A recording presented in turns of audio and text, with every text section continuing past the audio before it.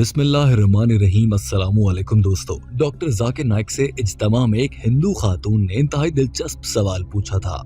इस खातून का सवाल ऐसा था जो कि जहन को झंझोड़ने वाला और अक्ल के मुताबिक चीजों पर सवाल उठाने वाला था। इस खातून ने कहा था कि दीन इस्लाम में अल्लाह ने मर्दों को इजाजत दे रखी है कि वो औरतों को तलाक दे सकें अगर वो शादी से मुतमईन ना हो, लेकिन अगर औरत शादी से मुतमईन ना हो वो मर्द को तलाक क्यों नहीं दे सकती?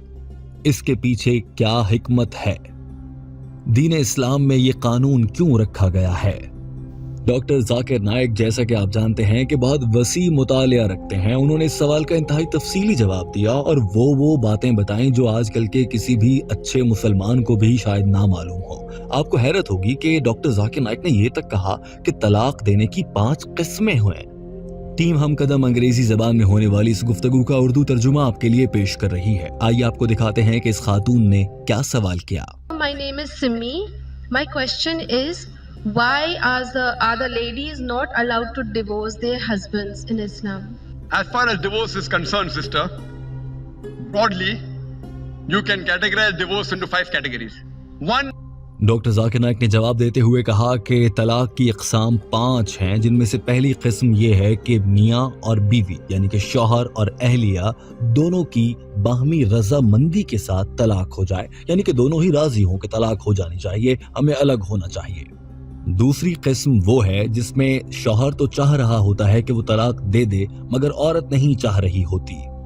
डॉक्टर जाकिर नाइक ने बताया कि तलाक की तीसरी किस्म वो होती है जो पहले से तय होता है कि हम शादी करेंगे, फिर फलां तारीख को तलाक हो जाएगी, और आमतौर पर इसका जिक्र निकाह नामे में किया जाता है और निकाह नामे में बाकायदा एक लाइन खुसूसी तौर पर शामिल की जाती है कि फलां तारीख तक ये शादी रहेगी, फिर तलाक हो जाएगी।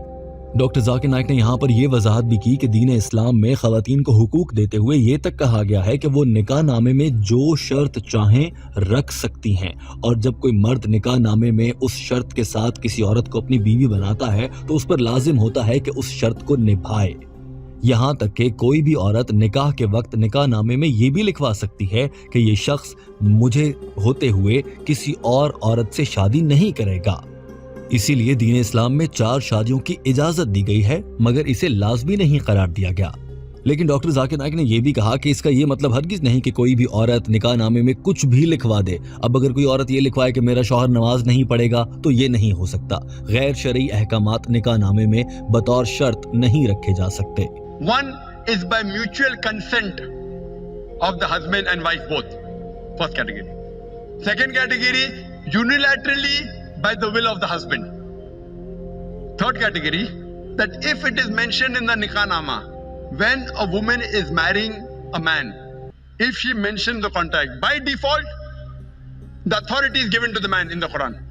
But in the nikah nama, since marriage is a marital contract, a woman can put down any clause in marriage which is not prohibited in the Quran. She can even say that I do not want my husband to take a second wife.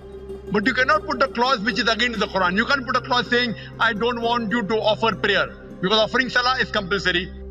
Doctor Zakir Naik ने कहा कि जिस तरह से कोई औरत निकाह नामे में शर्त रख सकती है, ठीक उसी तरह से हर औरत को ये इख्तियार हासिल है दीन इस्लाम के शरई अहकामात के मुताबिक कि वो निकाह नामे में ये बात लिख दे कि वो भी तलाक का हक रखना चाहती है, और अगर कोई औरत ऐसा लिख देती है तो फिर उस औरत को तलाक देने का हक हासिल हो जाता है।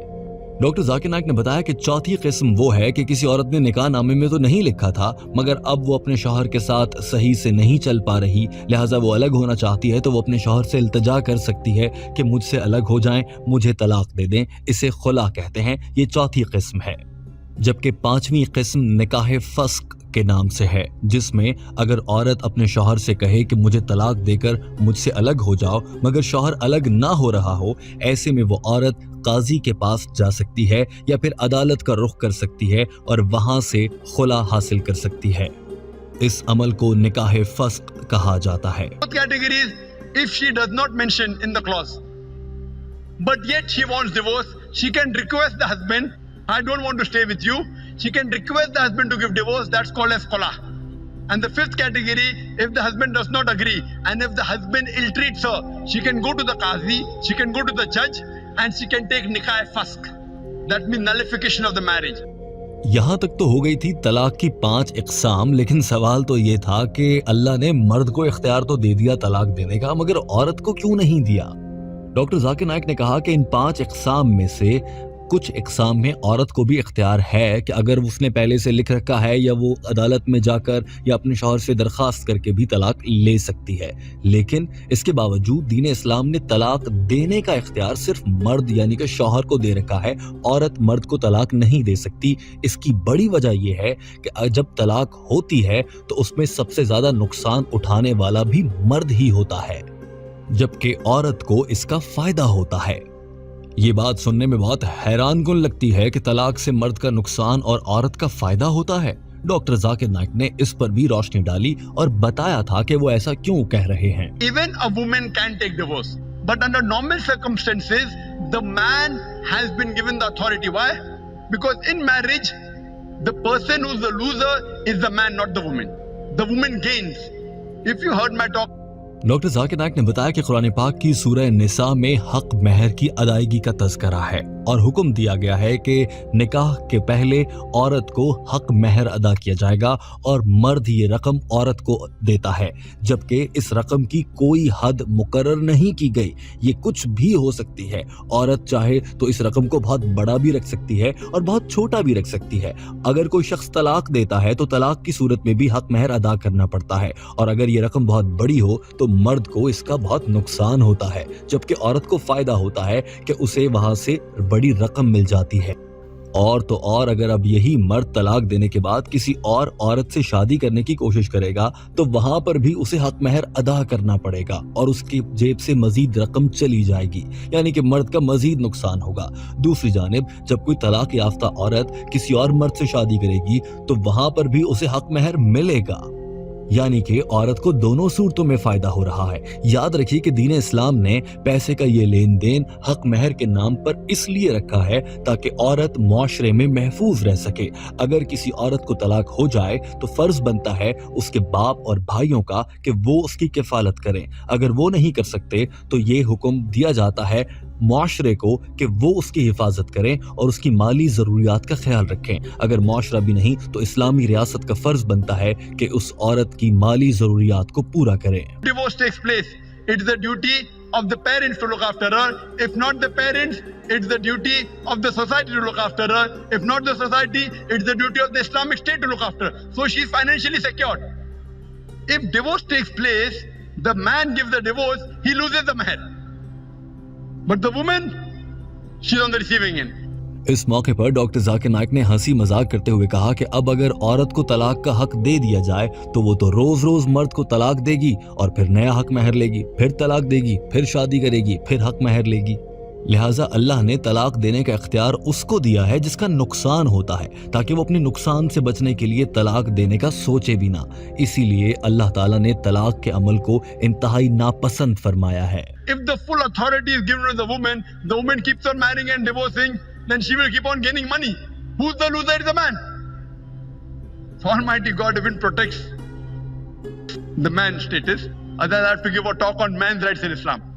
ڈاکٹر ذاکر نائک نے مسکراتے ہوئے کہا کہ شکر ہے اللہ نے طلاق کا اختیار مرد کو دیا ہے، ورنہ مردوں کے حقوق کے لیے مجھے یہاں پر ایک لمبا لیکچر دینا پڑتا، کیونکہ اگر عورت کو طلاق کا حق ہوتا تو وہ بار بار طلاق دے کر پیسے حاصل کرتی رہتی اور اپنے فوائد کا سوچتی رہتی۔